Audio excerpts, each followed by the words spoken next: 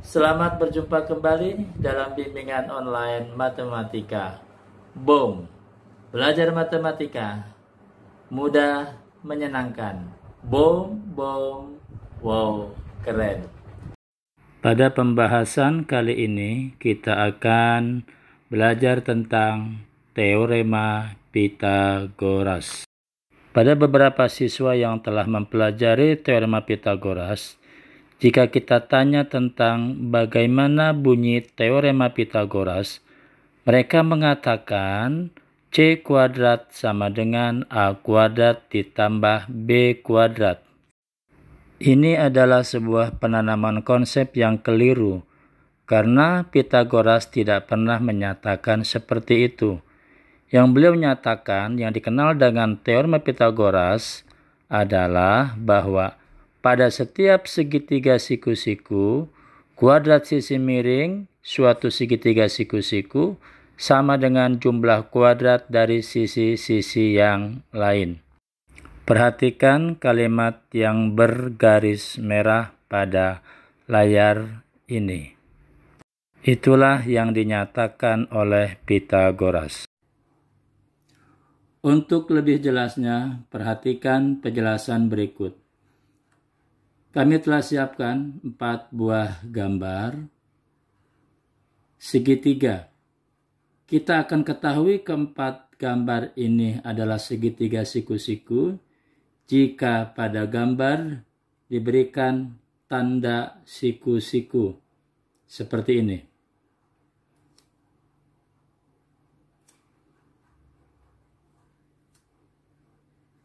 Ini artinya bahwa gambar yang ada ini merupakan gambar segitiga siku-siku. Pythagoras menyatakan dalam teoremanya bahwa pada setiap segitiga siku-siku, kuadrat sisi miring itu akan sama dengan jumlah kuadrat sisi-sisi yang lain. Yang harus kita pahami pada setiap gambar segitiga siku-siku adalah tentukan terlebih dahulu mana yang merupakan sisi miring atau hipotenusa. Pada gambar yang dimaksud dengan sisi miring atau hipotenusa adalah sisi terpanjang yang adanya di hadapan sudut siku-siku. Perhatikan gambar yang pertama. Sudut siku-siku di hadapannya adalah sisi dengan panjang A. Maka pada gambar yang pertama ini berlaku teorema Pythagoras bahwa A kuadrat itu akan sama dengan jumlah kuadrat sisi yang lain, yaitu B kuadrat ditambah C kuadrat. Sekarang perhatikan pada gambar yang kedua. Pada gambar yang kedua, sisi miring yang ada di hadapan sudut siku-siku itu panjangnya adalah B. Maka pada gambar yang kedua berlaku teorema Pythagoras B kuadrat sama dengan A kuadrat ditambah C kuadrat. Perhatikan pada gambar yang ketiga. Pada gambar yang ketiga, sisi miring atau hipotenusa itu yang ada di hadapan sudut siku-siku adalah C. Maka berlaku teorema Pythagoras C kuadrat sama dengan A kuadrat ditambah B kuadrat. Dan terakhir gambar yang keempat, perhatikan, tidak harus A, B, dan C. Bisa saja menggunakan huruf atau variabel yang lain. Pada gambar yang keempat ini, hipotenusa atau sisi miring yang ada di hadapan sudut siku-siku panjangnya adalah Y. Maka berlaku di sana teorema Pythagoras Y kuadrat sama dengan X kuadrat ditambah Z kuadrat. Jadi pada prinsipnya, Pythagoras tidak pernah menyatakan harus C kuadrat sama dengan A kuadrat ditambah B kuadrat, tergantung bagaimana posisi pada segitiga siku-sikunya. Selanjutnya, kembali perhatikan gambar yang pertama. Kita sudah ketahui bahwa A kuadrat sama dengan B kuadrat ditambah C kuadrat. Artinya, nilai A dapat kita peroleh dengan menghitung A sama dengan akar pangkat 2 dari B kuadrat ditambah C kuadrat. Jika yang ditanyakan adalah B, kita memiliki bahwa B kuadrat itu sama dengan A kuadrat dikurangi C kuadrat. Sehingga nilai B-nya adalah sama dengan akar pangkat 2 dari A kuadrat dikurangi C kuadrat. Dan yang terakhir, jika yang ditanyakan adalah C, kita memiliki bahwa C kuadrat sama dengan A kuadrat dikurangi B kuadrat. Sehingga nilai C dapat diperoleh dengan cara menghitung C sama dengan akar pangkat 2 dari A kuadrat dikurangi B kuadrat. Untuk selanjutnya sebagai bahan latihan, coba kalian turunkan pada gambar yang kedua, ketiga, dan keempat seperti pada gambar yang pertama. Silakan diturunkan bagaimana kita menghitung nilai atau panjang A, B, dan C pada gambar kedua, ketiga, dan keempat. Selamat mencoba. Baiklah anak-anakku sekalian, jika kalian telah melakukan dengan benar, maka akan kalian dapatkan pada gambar yang kedua, perhatikan gambar yang kedua, bahwa B sama dengan akar pangkat 2 dari A kuadrat ditambah C kuadrat.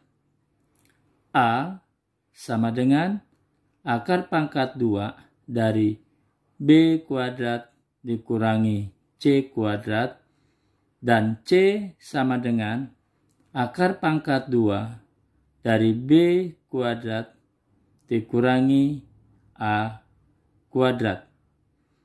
Pada gambar yang ketiga, C sama dengan akar pangkat 2 dari A kuadrat ditambah B kuadrat. A sama dengan akar pangkat 2 dari C kuadrat dikurangi B kuadrat. Dan nilai B sama dengan akar pangkat 2 dari C kuadrat dikurangi A kuadrat.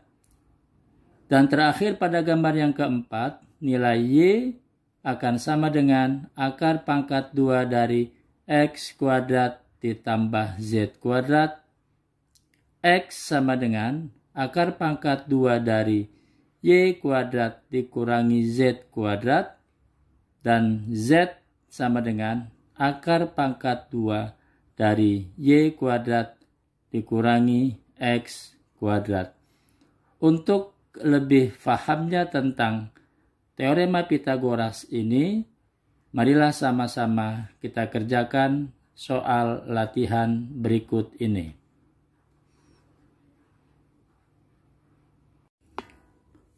Perhatikan pembahasan latihan soal berikut ini. Soal nomor 1, kita diminta untuk menghitung berapa nilai X. Jika kita perhatikan, yang ada di hadapan sudut siku-siku adalah X. Artinya X merupakan sisi miringnya. Sehingga kita dapatkan X kuadrat sama dengan 6 kuadrat ditambah 8 kuadrat. X sama dengan akar pangkat 2 dari, kita hitung, 6 kuadrat 36, 8 kuadrat 64. Sehingga X sama dengan akar pangkat 2 dari 36 ditambah 64, akar pangkat 2 dari 100, X sama dengan 10. Berikutnya soal nomor 2. Yang ada di hadapan sudut siku-siku adalah sisi dengan panjang 13. Artinya 13 kuadrat sama dengan Y kuadrat ditambah 12 kuadrat. Yang akan kita hitung adalah berapa nilai Y. Sehingga Y kuadrat itu akan sama dengan 13 kuadrat dikurangi 12 kuadrat. Y sama dengan akar pangkat 2 dari 13 kuadrat 169, 12 kuadrat 144. Y sama dengan akar pangkat 2 dari 169 dikurangi 144. Akar pangkat 2 dari 25, Y sama dengan 5. Berikutnya soal nomor 3. Yang ada di hadapan sudut siku-siku adalah sisi dengan panjang 25. Artinya 25 merupakan sisi miring. Sehingga berlaku 25 kuadrat sama dengan Z kuadrat ditambah 24 kuadrat. Kita akan menghitung berapa nilai Z, maka kita dapatkan bahwa Z kuadrat itu akan sama dengan 25 kuadrat dikurangi 24 kuadrat. Z sama dengan akar pangkat 2 dari 25 kuadrat 625, 24 kuadrat 576. Sehingga Z sama dengan akar pangkat 2 dari 625 dikurangi 576, akar pangkat 2 dari 49. Z sama dengan 7. Bagaimana? Bisa difahami? Baiklah, demikian materi pelajaran kita pada kesempatan ini. Mudah-mudahan bisa difahami dan kita akan berjumpa lagi dalam bagian yang kedua terkait dengan teorema Pythagoras. Kita akan membahas tentang triple Pythagoras. Selamat belajar.